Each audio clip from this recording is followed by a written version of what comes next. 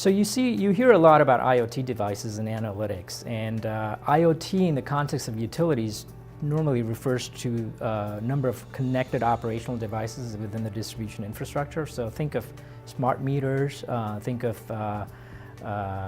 transformers, connected transformers for electric utilities, or think of pressure and flow sensors for water utilities, or pressure gauges for gas utilities, and so on. These devices send periodic data back to the utility, and there's a lot of data. Typically it's on an hourly basis and things like that. So what happens is when you have some technologies like machine learning, you can apply those to this data that you're getting on an ongoing basis. Utilities are typically looking to improve their preventive maintenance approach so they can be proactive at addressing problems before they happen. So that's really been a big thing. We have used machine learning with IoT devices in a few of our implementations for utilities. One example that comes to mind is using smart meter data to identify leaks for water utilities.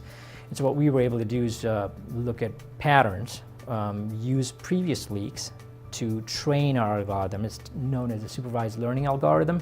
So we use actual leaks to train our algorithm to say this is a real leak, and that allows it to identify the pattern.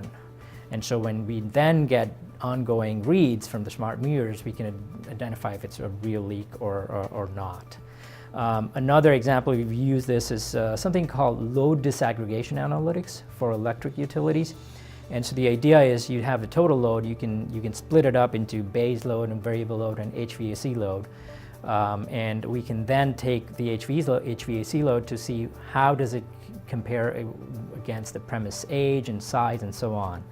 So the utility is able to use outliers with HVAC consumption and offer them equipment replacement programs. This has been very impactful for this utility because they've used this to especially reach out to their low-income customers. And because they had a rate increase, they're able to mitigate the impact of the rate increase by offering them these programs, and they're targeting the people that need it the most.